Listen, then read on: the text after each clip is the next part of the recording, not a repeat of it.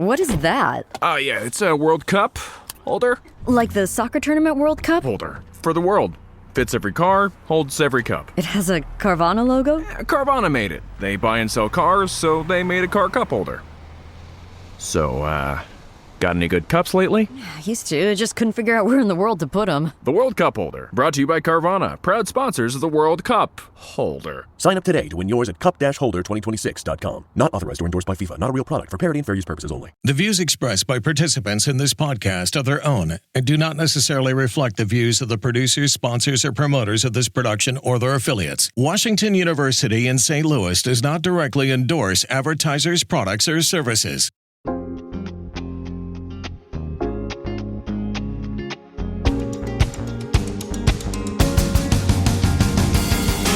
I'm Liberty Vittert, and this is Amended, my guide to the First Amendment.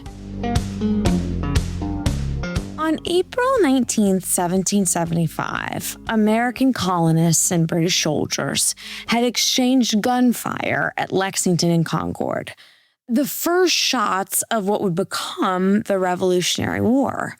So, I think it's suffice to say the relationship between Britain and its American colonies were not great. Down in Philadelphia, the Second Continental Congress was trying to figure out what to do next.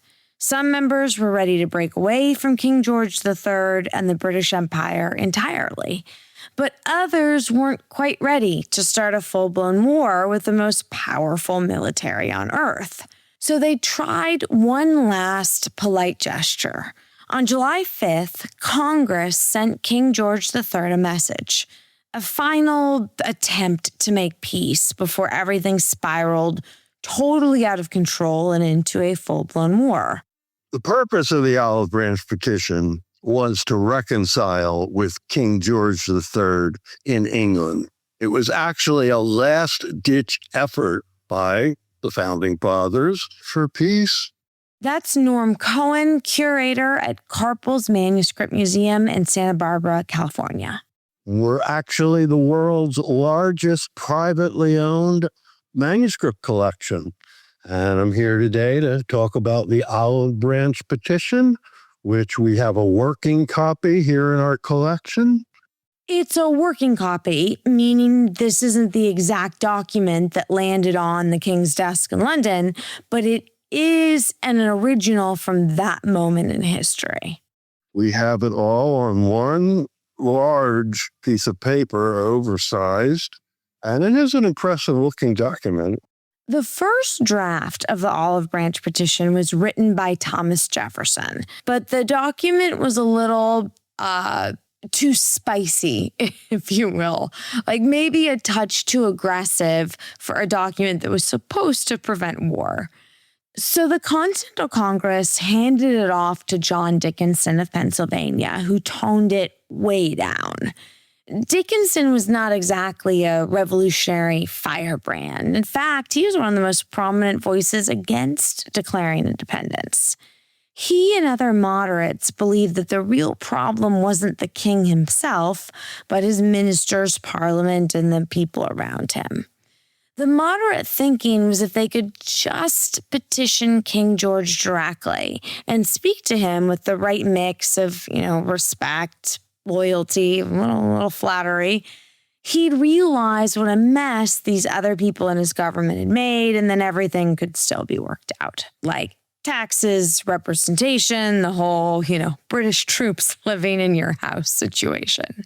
They, the Founding Fathers, represented themselves as Englishmen in a very polite manner to the King of England. They were hoping to have a dialogue, negotiations. And you can hear that in the document itself.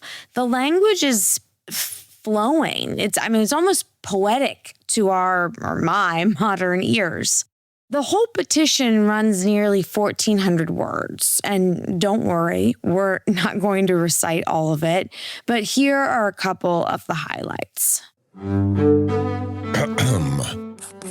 To the King, His Most Excellent Majesty, Most Gracious Sovereign, We pray that your royal magnanimity and benevolence may make the most favorable construction of our expressions on so uncommon an occasion. That is a level of fawning and toting rarely heard in the modern world. Your Majesty's ministers, persevering in their measures and proceeding to open hostilities for enforcing them, have compelled us to arm in our own defense, with a just attention to our own preservation against those artful and cruel enemies who abuse your royal confidence and authority for the purpose of effecting our destruction. We think ourselves required by indispensable obligations to Almighty God, to your Majesty, to our fellow subjects, and to ourselves, immediately to use all the means in our power not incompatible with our safety, for stopping the further effusion of blood, and for averting the impending calamities that threaten the British Empire. So just to translate that from 18th century English, your friends are terrible, this is getting violent, and we are very, very respectfully begging you to make it stop.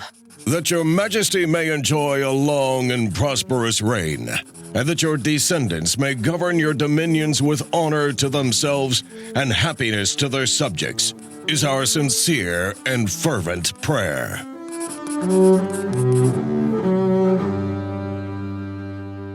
The Olive Branch Petition was ratified on July 5th, 1775, and it was signed by a lot of names you would recognize. It's sort of like a bizarro Declaration of Independence, same cast of characters, but totally different vibe.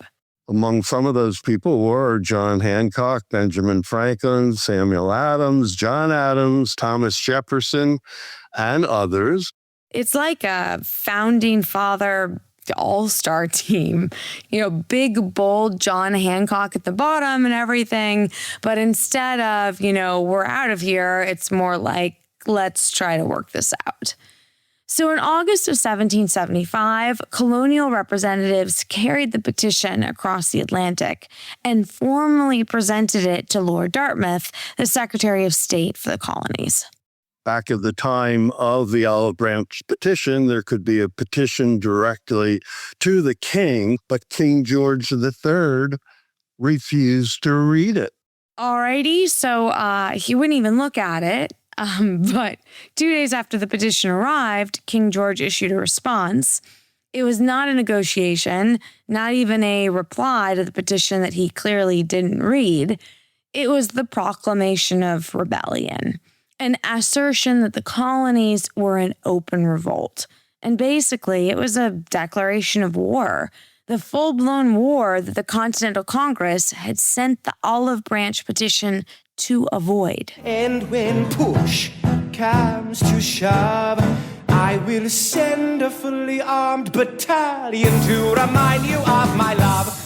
Yes, that's King George from the very little-known musical Hamilton, whose melodic words did not exactly have the vibe of, sure, let's talk this out. And that was used as a precedent for the Declaration of Independence itself to be written. Yeah, because, once the king refuses to even read your petition, you stop writing polite letters and start writing breakup letters. So less than a year later, on July 4, 1776, the Continental Congress signed a very different document. No more, we, your majesty's faithful subjects. Now it's we, therefore, the representatives of the United States of America. Same writers, very different tone. And while the Olive Branch Petition is perhaps the most famous petition of the 18th century, it wasn't the colonists' only petition. British colonists, or soon-to-be former British colonists, petitioned more than once. That's Maggie Blackhawk, a law professor at NYU and one of the country's leading scholars on the right to petition. Concerns about representation, concerns about access to Western lands, to Native American lands across the 1763 proclamation line. These were raised specifically within petitions that were submitted to King George. The right to petition is kind of like the bastard stepchild of the First Amendment. It's certainly the least famous of the 5 rights, the one only real constitutional law nerds bring up at parties. But back then, it was a huge deal.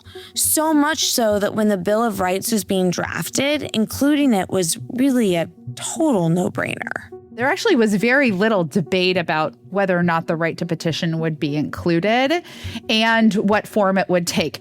And it didn't just make the cut. I mean, it shaped how the government actually worked. Because unlike voting, which at the nation's founding was limited to white male landowners, petitioning the government was pretty much the main democratic tool that all people had. It was truly open across gender, across ages, across religion, across polity. Which means that at a time when most people couldn't vote, they could petition. So in this final episode of Amended, we're diving into this really overlooked corner of the First Amendment, the right to petition, where it comes from, how it once shaped American democracy, and how the fight over slavery dramatically changed its power. We're going to hear from a very provocative legal scholar who argues that modern lobbying might actually be distorting or violating this right. And we'll look at a 21st century attempt to bring petitioning into the digital age. Because this forgotten First Amendment right, I think it actually might be more relevant than ever.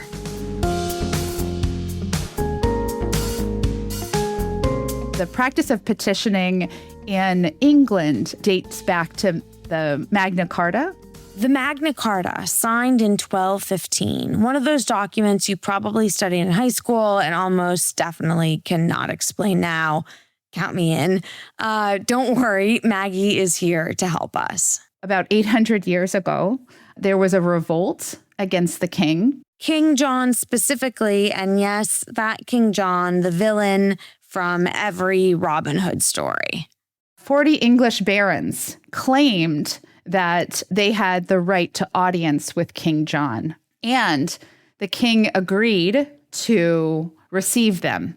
And from that point on, the general public under Magna Carta believed that they had the right to petition the king. So to bring in a petition, a specific grievance and a request for redress, and that they would be afforded audience with the king within his court and some sort of response.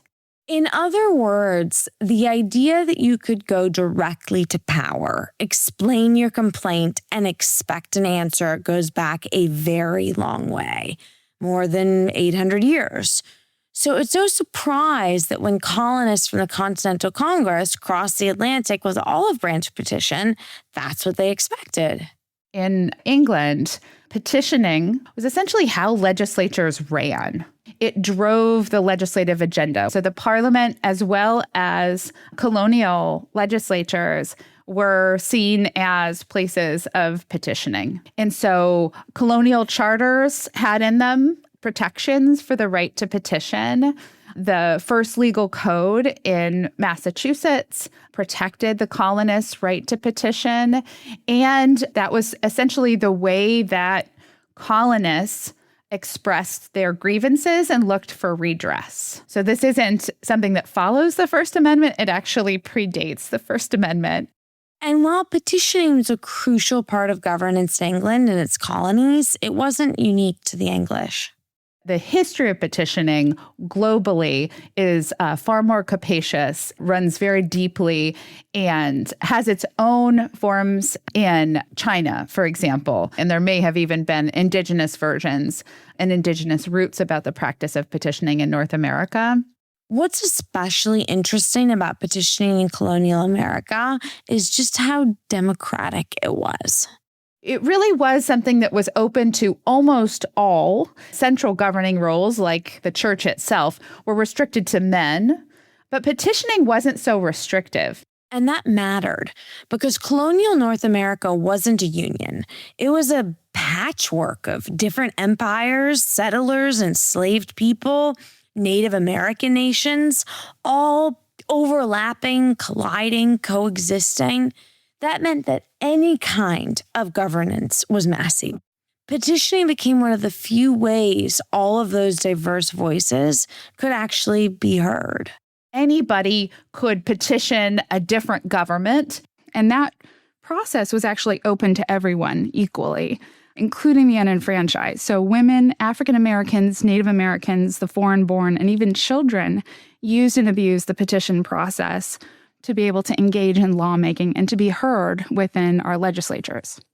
Some of the examples are really pretty surprising, especially if your mental picture of colonial America is a bunch of rich white guys in powdered wigs making all the decisions.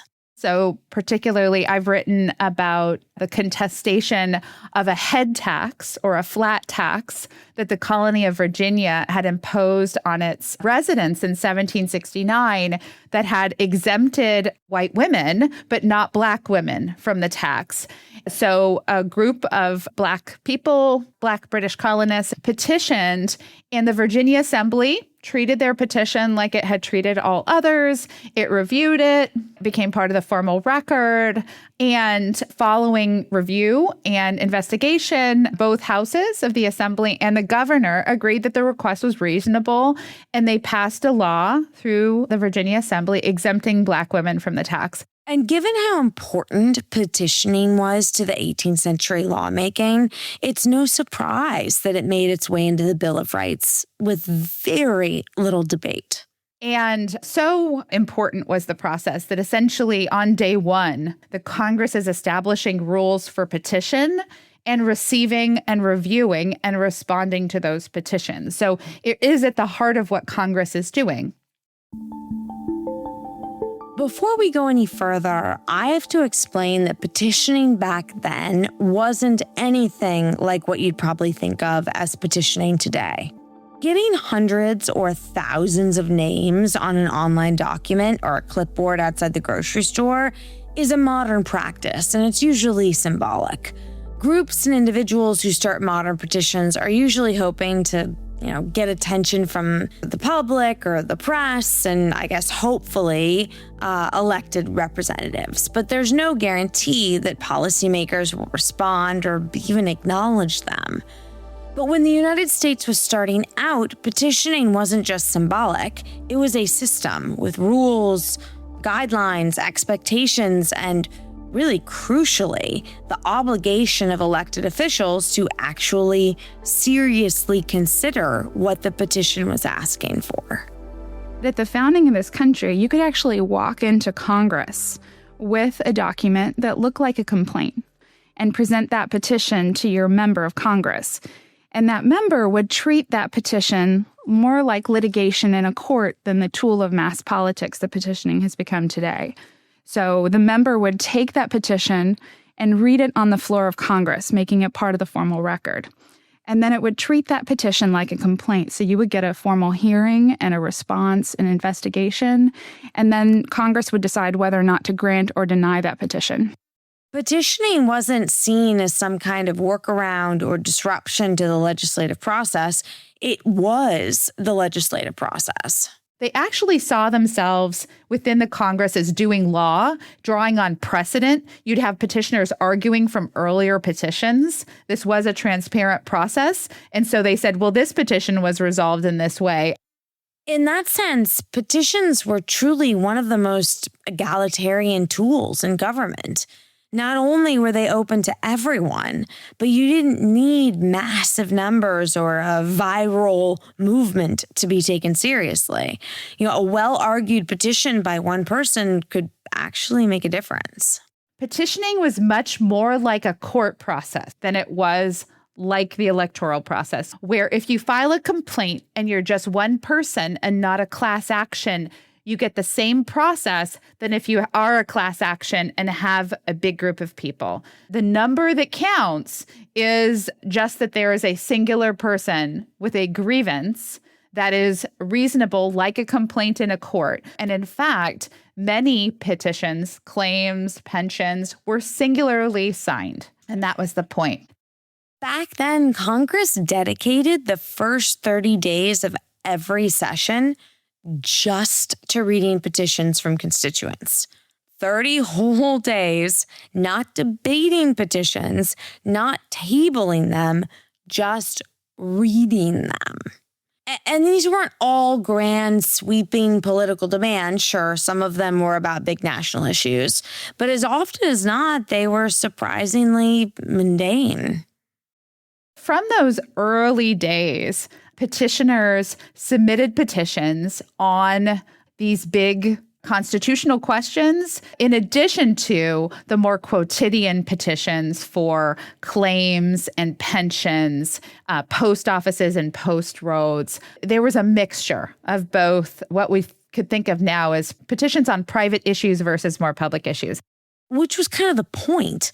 Petitioning wasn't just about shaping the nation, it was about navigating daily life within it. But as time went on, one issue in particular came to dominate the practice of petitioning. And you can probably guess what it was. The abolition of slavery was high on the list of what petitioners would petition on. Although abolitionists did not succeed in abolishing slavery through petitions alone, that doesn't mean those petitions didn't matter. Here's an example. 1799, a petition by Absalom Jones and other free Black petitioners from Philadelphia. This petition had two frames to it. One was a petition to abolish domestic enslavement. The other was a request in this petition to further regulate the international slave trade. This petition, of course, was denied, like the other abolition petitions, for the abolition of domestic enslavement. But months after this petition, submitted in 1799, the Congress actually did further restrain and regulate the international slave trade. To Maggie Blackhawk, this anecdote captures something essential about the power of petition. Even if it didn't achieve its biggest goal, it really could still move the needle. I think this one moment of success, and by this particular community, helps to illustrate the strength of petitioning and the legality that was operating within the petition process. That said, petitioning had its limits, especially for opponents of slavery, in large part because slavery was seen as a state issue, not a federal one, which gave Congress a pretty convenient excuse to not act on abolitionist petitions. They say they don't have power to intrude upon state governments in this way, and so they deny. And any repeat petition on the same subject gets essentially pointed back to this earlier resolution and just tabled. But in the 1830s, the abolitionist movement exploded. Newspapers like The Liberator, founded in 1831, and organizations like the American Anti-Slavery Society, founded in 1833, helped turn abolition into a truly national movement.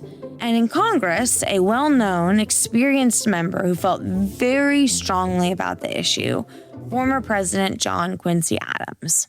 After losing re-election to the presidency in 1828, Adams did something no former president has ever done before. He went back into public service as a member of the House of Representatives. Although as a congressman, Adams didn't have the same power as he had as president, he still had a voice, and he intended to use it. For him, politics was the sphere in which the great issues of justice were worked out. That's James Traub, a journalist and author of the book John Quincy Adams, Militant Spirit, in a 2016 interview with Brian Lamb on C-SPAN. That's what politics meant to him. And he could not live without the fight over that. And so he very happily returned to Washington. And while he's an ally in the House of Representatives, the abolitionists tried a new strategy. Anti-slavery activists begin to submit petitions to Congress to end slavery in the District of Columbia, over which Congress has jurisdiction. And the petitions would say, I would like Congress to prohibit slavery in the District of Columbia, which is a federally administered district, and therefore the Congress has the power to do so. It's an effort, a very smart litigation strategy of the abolitionists to start moving, not only to build up a pressure campaign where you get, thousands of petitions, but also to move them into, we want you to look at the District of Columbia. This earlier jurisdictional argument doesn't apply to these petitions, so it's a legal fight. At the time, the center of political power leaned heavily toward the South, thanks in no small part to the 3/5 Compromise, which allowed slave states to count enslaved people in the census, and therefore towards the number of representatives they had in the House. So most other members of Congress wanted nothing to do with these petitions, because bringing them forward would risk angering most of the powerful men in the room. And so this became a huge drama because the South didn't want this to be debated. The South took the position, this is a question for the states. It is not a suitable question for the Congress. You cannot have a discussion about slavery. But Adams, a former president with a very deep moral bent, didn't care. To him, the right to petition was not optional. It was sacred and a priority for Congress. At the beginning, Adams said, look, I'm not even sympathizing with these petitions, but the fact is people have a right to petition, so I'm going to present them. The Constitution guarantees the right to petition. How can you abridge that? And that stance threatened to upend the status quo, because up until then, occasional petitions about slavery had mostly been tolerated, as long as they didn't go anywhere. Adams changed that. He insisted they be read, considered, and debated. Well, this is a big threat, because slaveholders said slavery is a states' rights issue. It cannot be discussed or debated in Congress. And Adams said, there's a right of petition. Of course it can be discussed and debated. So that was the clash. And that's when the real conflict starts, because what Adams saw as a constitutional right, members of Congress from slave states saw as a direct threat. So in 1836, the pro-slavery forces changed the rules. The slaveholders responded by doing something unprecedented. They proposed and then passed laws which stipulated that on the issue of slavery, and only on the issue of slavery, Congress would not receive petitions. This change wasn't subtle. They created a new rule specifically designed to shut down one issue, and one issue only, slavery. It became known as the gag rule, because that's exactly what it did. It gagged Congress. The gag rule, which in many different forms essentially said that petitions about slavery, and only about slavery, cannot be presented to Congress. And then Adams would begin like a kind of buzzing mosquito to find some way of presenting a petition that he could claim wasn't really exactly about slavery, so wasn't really covered by the gag order. And Adams was, at this point, aflame with righteous fury. He had come to conclude that slavery was an evil, and now the moment had come for him to do something about it. Well, that rule was a congressional rule which expired with each new Congress. And so that meant in each Congress there would be this huge fight. Adams and others would present these petitions. Immediately the South would respond with a proposal for a new gag rule. Then there would be a huge debate over that, and every time the South would win. At first, Adams was fighting a pretty lonely fight. But over time, his gift for persuasion began to win people over. He basically held the floor for weeks, and he destroyed every argument. And by the end, the pro-censure folks got 28 votes out of 200 some odd. And Adams, of course, was thrilled. Every 2 years with each new Congress, Adams got closer and closer to breaking the gag rule. But the debates got closer and more ferocious. And Adams, after standing alone the first couple times, he became the mentor to a whole generation of anti-slavery congressmen. And as the fight intensified, Adams got really, really creative. He would present a petition that wasn't from abolitionists, it was from slaves. Well, the South went crazy. How can slaves present a petition? They're not people, they're property. And so this huge thing blew up, and only then did Adams reveal that the petition from slaves was asking Congress not to ban slavery, but to preserve slavery. Well, the fact is, he knew the petition had been sent to him as a fraud in order to goad him into presenting it, and he did it on purpose. So he enraged the South, so they'd have these incredible dramas, and opposition to the gag rule built up. And eventually, in 1844, he won. The South could no longer get enough votes to maintain the gag rule. This is, for the forces of abolition, the first time they have ever truly defeated the South in a major battle. And so it's a tremendously important moral victory. It's an incredible vindication for Adams. Now, listen, Adams didn't end slavery, obviously, but by defending the right to petition, he forced open something the South had worked so hard to keep shut: discourse. That free debate over slavery is what ultimately led to the election in 1860 of an explicitly anti-slavery candidate, Abraham Lincoln, which convinced the South that it had no future in the Republic and led it to secede in the Civil War. If you ask me, that's not bad for a forgotten First Amendment right.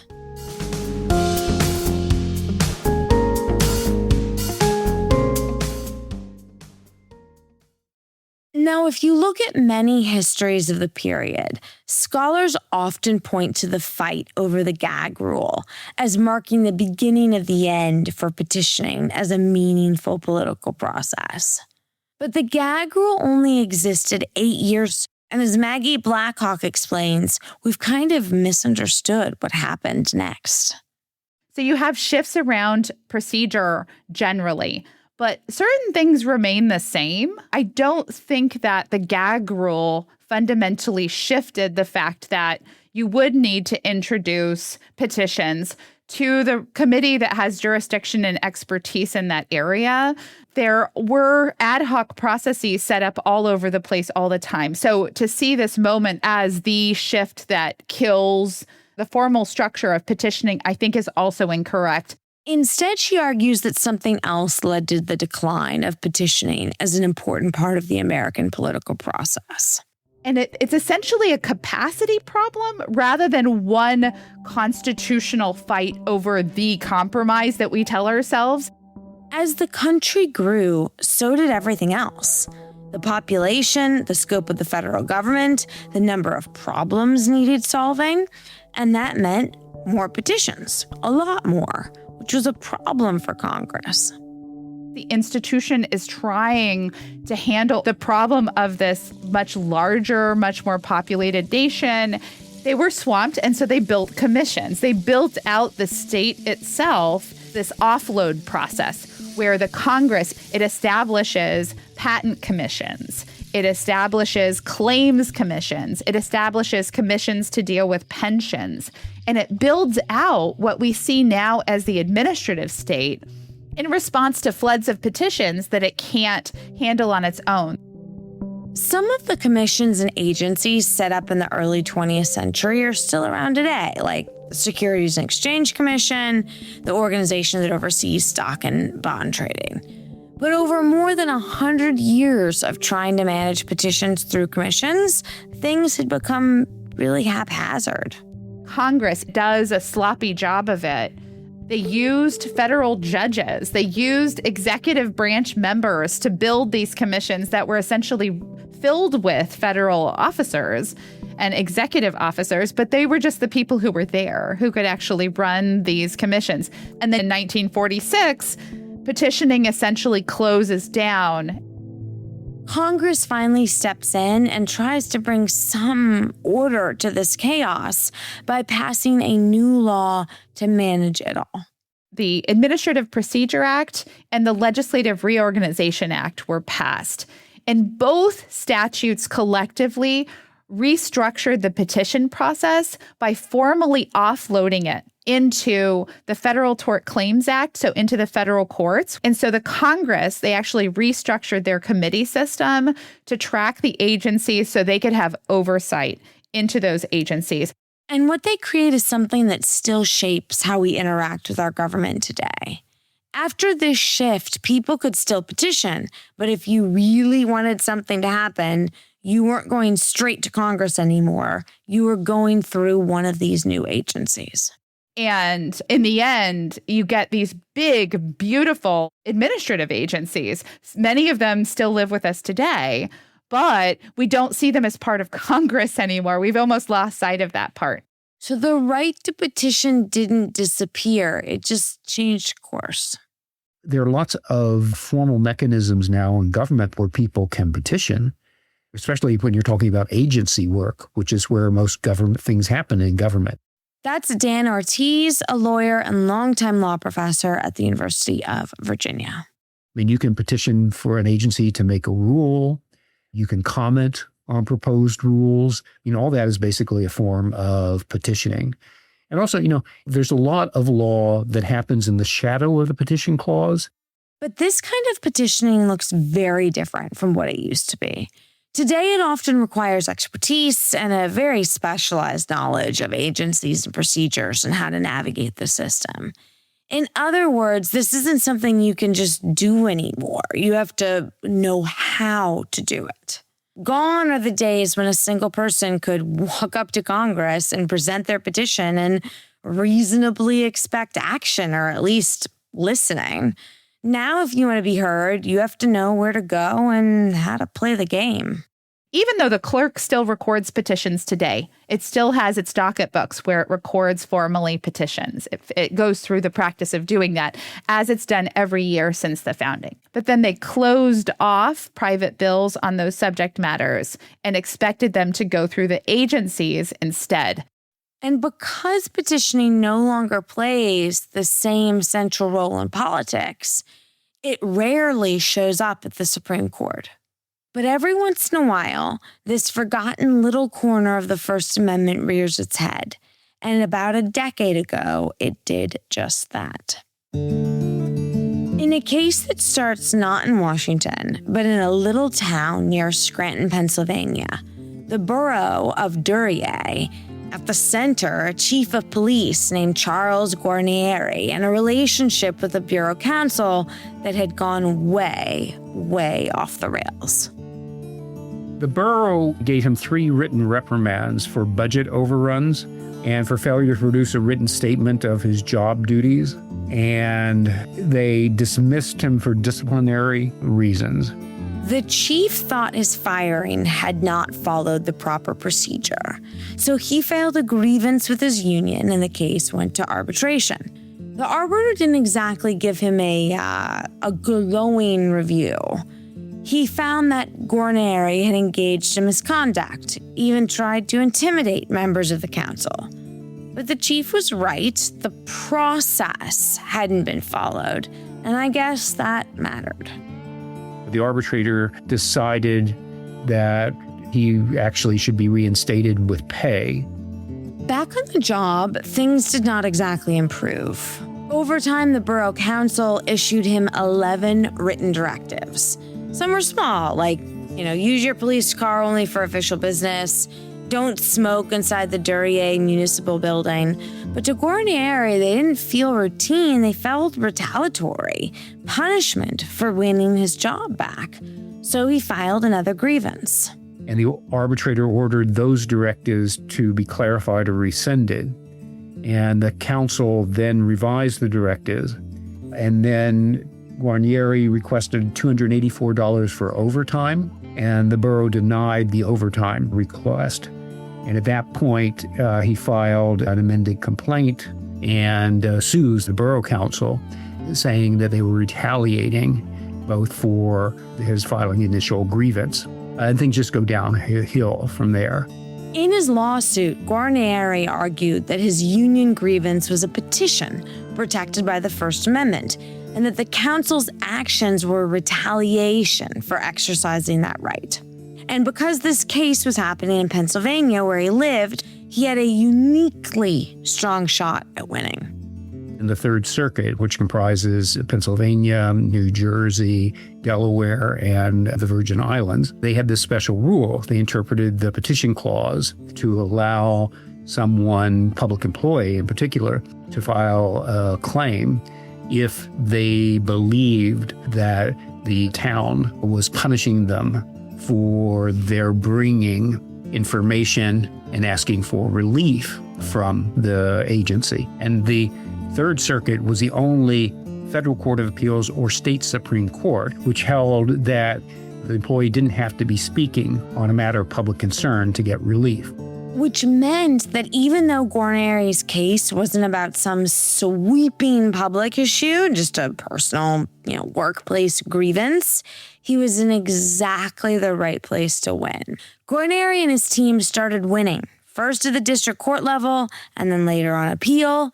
At this point, things were looking pretty good for Guarneri. He's won twice. He has precedent on his side. And that's when the case catches the attention of Dan Ortiz. Yes, the guy we have been listening to. I was representing the University of Virginia School of Law Supreme Court Litigation Clinic. We offer this experience to students to actually handle real cases for parties before the Supreme Court. I saw this and immediately gave a call to the lawyer who had handled it for the borough, and they were possibly interested. Ortiz believed there was a real chance that the Supreme Court would take this case. We pointed to reasons like, the Third Circuit's a real outlier. The Third Circuit has taken a view which is in the minority. So chances are they got it wrong. This creates disuniformity around how federal law is applied across the nation. Public employees in Pennsylvania, New Jersey, and Delaware, and the Virgin Islands are treated differently than public employees everywhere else, that sort of thing. And we talked about why this case was a good vehicle for the court to decide the issue through. The Supreme Court doesn't like this kind of inconsistency when federal law is being applied differently depending upon where you live. That's exactly the kind of problem the court tends to step in and resolve. And Ortiz had another reason to feel confident, because when it comes to speech, the court already had a framework in place. It's called the, quote, public concern test. Basically, for government workers, not all speech is protected, only speech that deals with issues of public importance. So Ortiz's argument was simple. If that is how the court treats speech, why should petitions be any different? The Supreme Court had earlier decided a series of cases which were brought by public employees claiming that they were being punished for their speech. And the court had said very clearly, if you're bringing this as a free speech claim and you're a public employee, you have to show that you were speaking on a matter of public concern.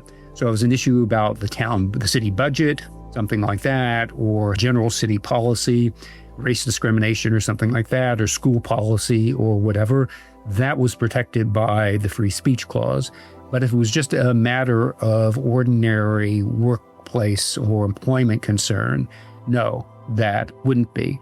And Guarneri's complaint wasn't about some big public issue. It was a workplace dispute, which is exactly why Ortiz felt confident. I could see there be at least some sympathy for the borough's position among some justices on the Supreme Court. And he was right.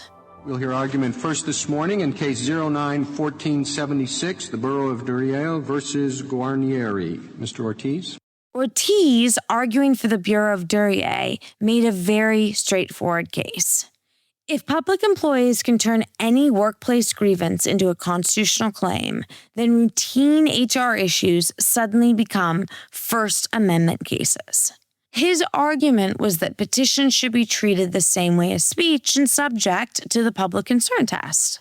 The petition clause, like the free speech clause, was aimed at promoting democratic self-government. Petitioning is a particular form of speech. It is speech directed to a particular audience, the government, some arm of government, some individual in government, and it is speech that has a particular purpose, asking for a change of some sort in government policy. Eric Schnapper, arguing for Guarneri, pushed back, saying that petitions should not be treated the same as speech. I don't think this court is committed to the view that the petition clause and the free speech clause cover exactly the same things. In fact, emphatically, obviously they don't, because the free speech clause covers many things that the petition clause would not. This court's decisions in the antitrust area and under the National Labor Relations Act with regard to in access to the government or courts, they've always been framed solely in terms of the petition clause, not the free speech clause. 3 months later, the court issued its decision, and Ortiz's hunch paid off. In a unanimous ruling, the justices rejected Guarneri's claims that his First Amendment rights had been violated. Here's Justice Kennedy reading from the court's opinion. The government has a substantial interest in ensuring that all of its operations are efficient and effective. The framework used to govern speech clause claims by public employees when applied to the petition clause will protect both the interests of the government and the First Amendment right. The borough of Duryea was off the hook. No damages, no constitutional violation. And more importantly, the court settled the question. From that point on, petition claims, like speech, would be judged by the public concern test. Now, there was finally a single uniform rule for the entire country.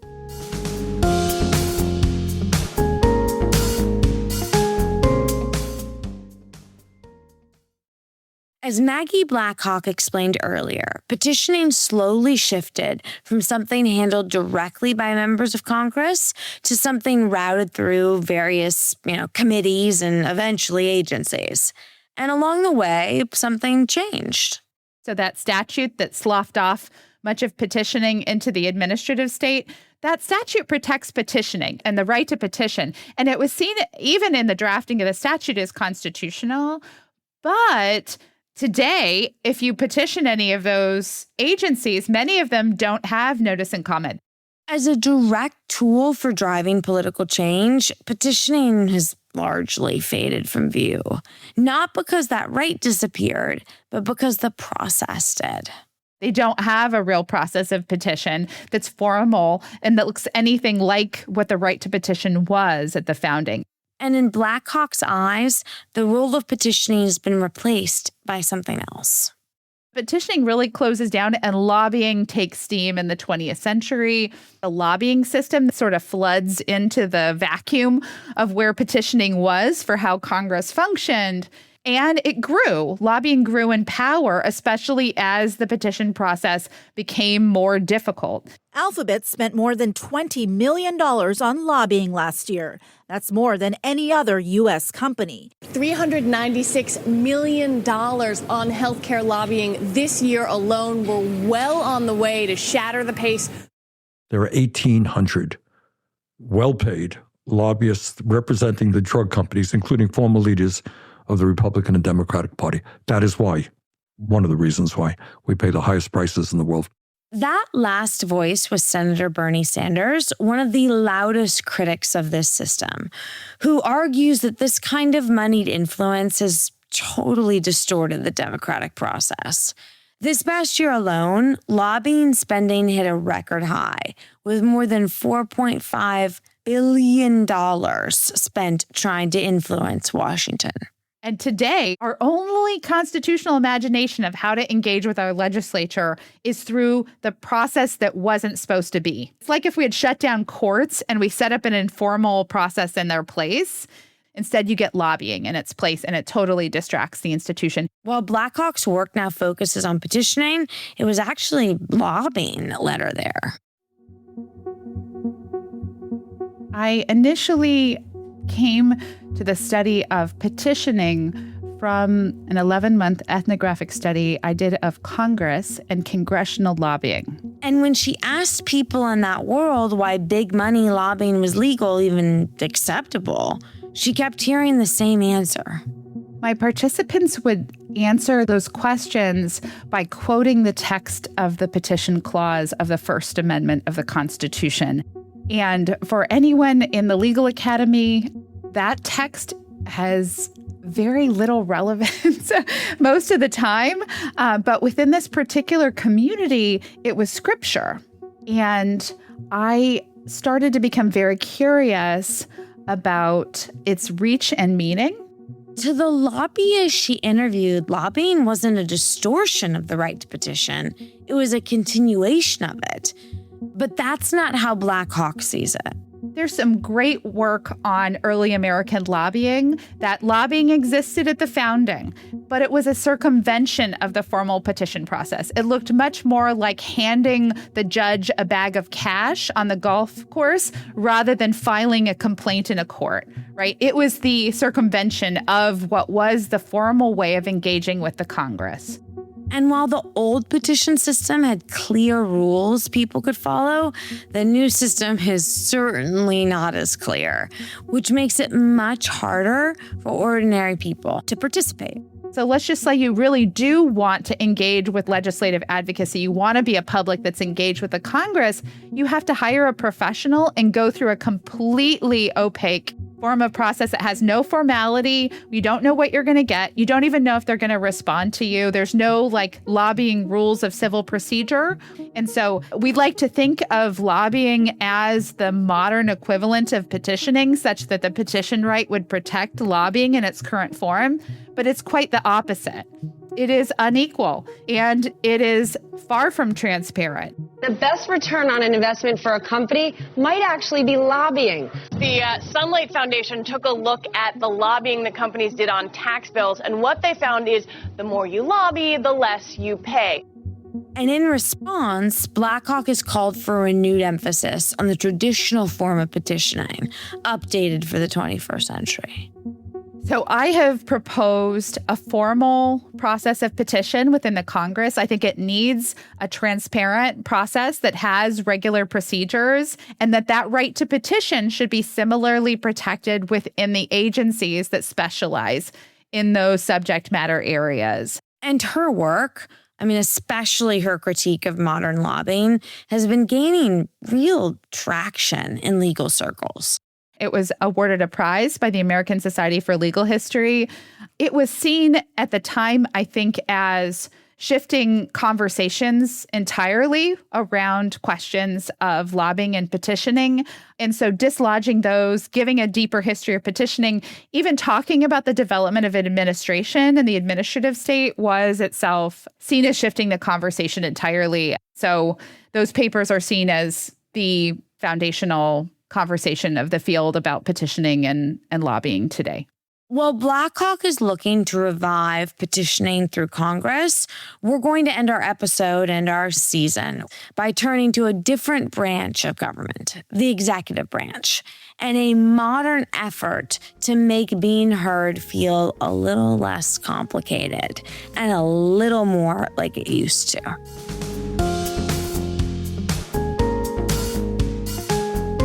For centuries, the right to petition has been about one simple idea, that we can speak to power and expect to be heard. So what would it take to make that idea work today?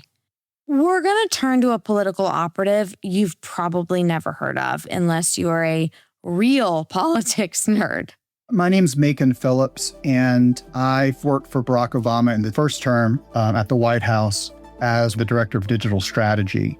My experience in online politics started around 2005, working for Senator Ted Kennedy and doing petitions against the war in Iraq and doing petitions about this and that.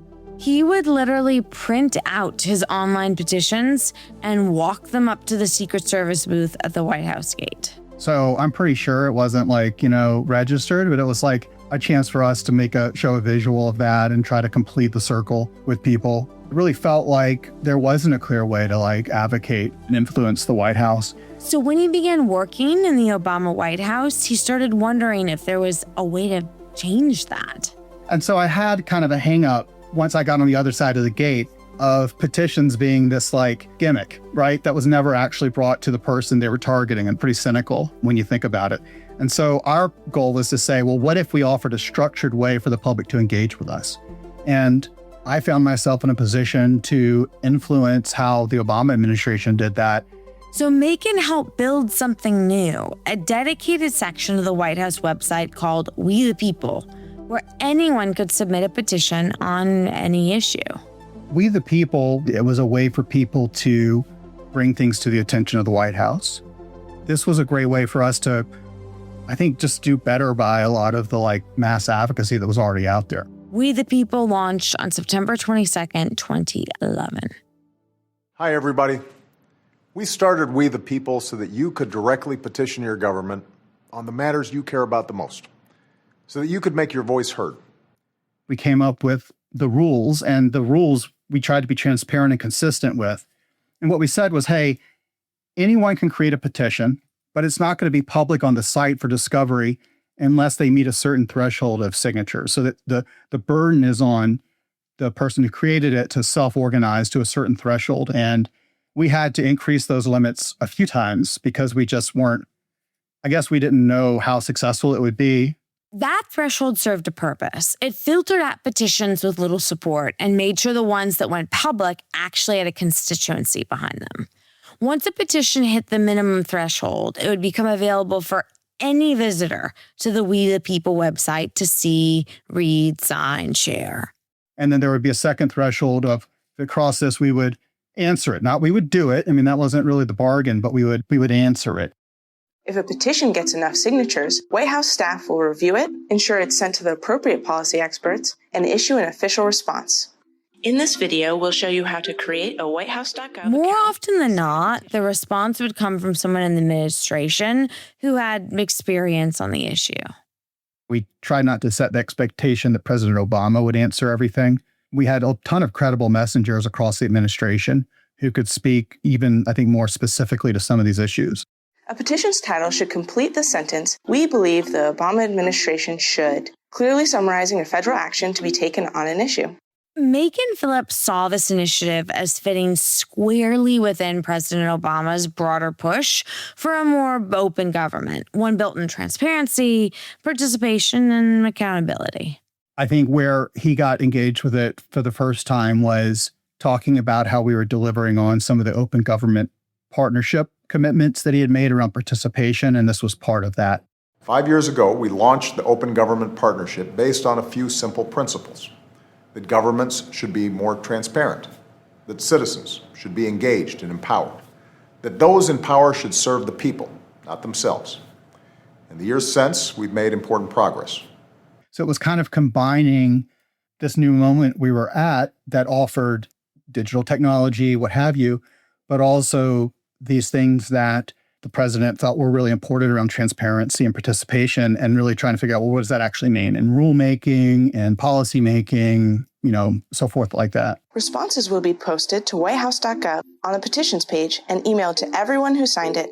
Thanks for checking out We the People. We're looking forward to hearing from you. The site took off almost immediately, and people started creating petitions on just about everything.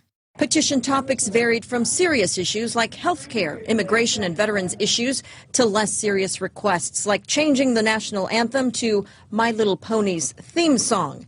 The most popular petition, a request to label the Westboro Baptist Church as a hate group. So obviously not every petition was serious, but some of them actually led to real policy change, like your ability to unlock your cell phone and use it with any carrier. Don't take that for granted because it almost didn't happen. For years, cell phone unlocking was exempt from the Digital Millennium Copyright Act. But since the government has an irrational sense of fear when it comes to technological freedom and evolution, they reversed their stance, making it illegal for you to unlock a phone to use on another carrier. The Digital Millennium Copyright Act, or the DMCA, was passed in 1998. It allowed cell phone companies to electronically lock a device such that you had to only use that service for your piece of hardware forever. For years, regulators carved out an exemption to the DCMA that allowed people to buy cell phones and later smartphones and other devices and use them with any mobile company, AT&T, T-Mobile, Verizon, or any other provider. But in 2013, they took that exemption away. Suddenly, your device was tied to your mobile company. When you bought a new smartphone, it was locked into service with that vendor. If you wanted to switch from AT&T to T-Mobile, you had to buy a new T-Mobile lock device. It was literally illegal to unlock your AT&T phone to make it work on T-Mobile. Unsurprisingly, consumers were not thrilled with this loss of freedom. It was kind of messed up that basically a company could just have a setting on your phone that meant it could never work with anything else. And that was put to a very clear point in this petition. A petition asking the Obama administration to make cell phone unlocking legal passed the 100,000 signature threshold to receive an official White House response. The first since the signature threshold was raised from 25,000 to 100,000 in January. And what was cool is I remember being in a meeting with the FCC, which we considered an independent agency and really truly tried not to influence. And this was very much a like, we've never thought about this issue. Okay, brief us, like not me, but like, what is this issue? What should we say? 114,000 petition signatures from unhappy consumer activists is what it took for the White House to make a stand on a controversial ban of unlocking cell phones and other mobile devices. A White House senior advisor said Monday in an official response that consumers again should be able to unlock their cell phones without facing criminal penalties. It took a while, but ultimately it started a conversation in Congress that passed legislation, and ultimately the cell phone unlocking legislation was passed. And now if you buy a phone from a cell phone company, you don't have to always use that cell phone company for the phone you bought. That was part of the magic of We the People. Sometimes it made the administration aware of issues they didn't even know the public cared about. A well-run petitions system really offers you a way to mediate, the intensity around certain issues and try to address things that a lot of people care about. And ultimately, that's something that we should all be trying to do. Many praised the Obama administration for taking charge, including the author of the unlocking petition. He said in a statement, the White House just showed that they really do listen. So we had a number of petitions on really serious issues. And then we also had, as you might imagine, petitions on all sorts of funny issues. And obviously having a sense of humor is a big part of being successful in online communications. And that's never been natural, I think, for the White House. But we tried to do that when we could. Hold on, sci-fi fans. This one is for you. A petition to build a Death Star similar to the planet-destroying space station in the sci-fi franchise Star Wars. That petition has gained over 34,000 signatures. That's right, a Death Star, the fictional planet-destroying superweapon from Star Wars. Because apparently when people are given direct access to the White House, some people choose galactic domination. The advocates say the Death Star would create construction jobs and strengthen our national defense if only we can figure out how to shield a certain small exhaust port just below the main port, which is a reference for all the Star Wars geeks out there. So I went to him and I said, this is kind of a silly petition, but can we pivot and talk about space program stuff? And so we came up with this joke that was, why would we invest all this money to build a system that could be demolished with a single starfighter? And we just thought that was great. And we threw some other nerd humor in there. The White House says building a Death Star would expand the budget deficit as construction costs over $850 quadrillion. It adds the Obama administration does not support blowing up planets and that the Death Star can easily be exploited by a starship. The White House ended its response with a quote from Darth Vader saying the ability to destroy a planet is insignificant next to the power of the Force. But the big thing was we included a pivot that said, instead of that, we've been investing in these ways. And one of the things that we linked to was the service called Spot the Station. And that allowed people to enter in their phone number and their address. And when the U.S. space station was above them at night, they would get a text and be able to go out and see, if it was clear, the blinking lights and stuff. And somehow this joke actually led to a win for NASA, which might be the only time the Death Star has had a positive public impact. A year and a half, 2 years later, I ran into the NASA program manager who ran Spot the Station, and they told me they got thousands of signups. And so the upshot of that petition response is that there's a bunch of people who are running out at night looking up at the space station. And so it was a really cool way of taking a fun joke about Star Wars and turning it into some real value for that guy at NASA. The experiment didn't last, though. As is all too common in Washington, D.C., a new administration had different priorities. Although many of them have above 100,000 signatures, the White House hasn't responded to one since President Trump took office, according to the Washington Post. It was not clear if the Trump administration was going to take it seriously, and so it sort of fizzled out. And I think the Biden administration, it just wasn't a priority for them, and it wasn't part of how President Biden communicated. Macon thinks that's a real loss because for a moment there, it made ordinary people feel like they actually had a role in government. I think it's incumbent on leaders to take an extra step to make it easier for people to feel like they can at least be heard. And I got to say, that was probably the most surprising thing taking away from this was just how much people appreciated, even when we sent them responses that were more or less no, they just appreciated the transaction of feeling like they had actually gotten a confirmation that their point of view had been heard and they heard back and exchanged something. That's the core lesson. But there's another lesson there too, and that's that the Constitution isn't frozen in time. It can be adapted for the 21st century to new technologies, new systems, and the very online world we now live in. From, handwritten letters to the king to clicks on a website, the right to petition has always been about the same idea. The people should be able to speak, and someone in power should have to listen. At its best, America is built on one simple promise, that every voice counts.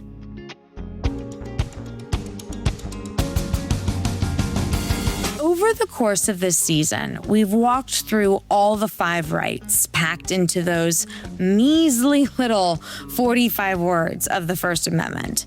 And honestly, I hope you're walking away a little amazed, like me, at just how much ground they cover. We've seen how freedom of religion went from protecting Jehovah's Witnesses on street corners to a football coach taking a knee on the 50-yard line, and how the Satanic Temple is stress testing those boundaries in ways the founders could never have imagined. We traced free speech from a French art film in an Ohio cinema to George Carlin's 7 Dirty Words to AI-generated deep fakes, and watched the definition of obscene twist and turn with every generation. We saw how freedom of the press, anchored by the actual malice standard in Times v. Sullivan, empowered a real golden age of investigative journalism, and how that protection is now under more pressure than it's been in decades. We explored freedom of assembly, from neo-Nazis in Skokie to the Boy Scouts to presidential Twitter accounts, and learned that the real test of a constitutional right is whether it protects the people whose views make your skin crawl. And we ended with the right to petition, the forgotten stepchild of the First Amendment, which once drove the entire legislative process and helped crack open the national debate over slavery. Here's what strikes me most. These rights were never meant to be comfortable. They were meant to be messy and contentious and sometimes infuriating, because that's what happens when you build a country around the idea that people should be free to think, speak, gather, publish, and demand to be heard. Every single case we covered, from the Take It Down Act to the Olive Branch petition, comes back to the same fundamental tension. How do you protect freedom without letting it be weaponized? And how do you prevent harm without silencing the voices that make democracy actually work? There's no clean answer, and there never has been. But I think that's what makes the First Amendment so extraordinary. It doesn't promise us harmony. It promises us the fight. And that fight, as loud and uncomfortable and never-ending as it is, it's what keeps this experiment in self-government alive. So the next time someone tells you the First Amendment is basic, tell them they're wrong. It's actually the most complicated, most important, most American 45 words ever written. And every single one of them is worth defending. This podcast was made possible through a grant from the Frick Initiative at Washington University in St. Louis. Richard Fawal and Liberty Vittert are executive producers. Noam Osbend is senior producer, Susanna Casisa is producer, and Trevor Hook is assistant producer. This podcast was written by Noam Osbend, Olivia Jampol, Liberty Vittert, Susanna Casisa, and Richard Fawal. Audio engineers are Ismael Balderas Wong and Jonathan DeLeon. Sound design and original music composition by Ismael Balderas Wong. Stephanie DeLeon-Sick and Susanna Casisa did archival research, and Laura Krebs was our finance director.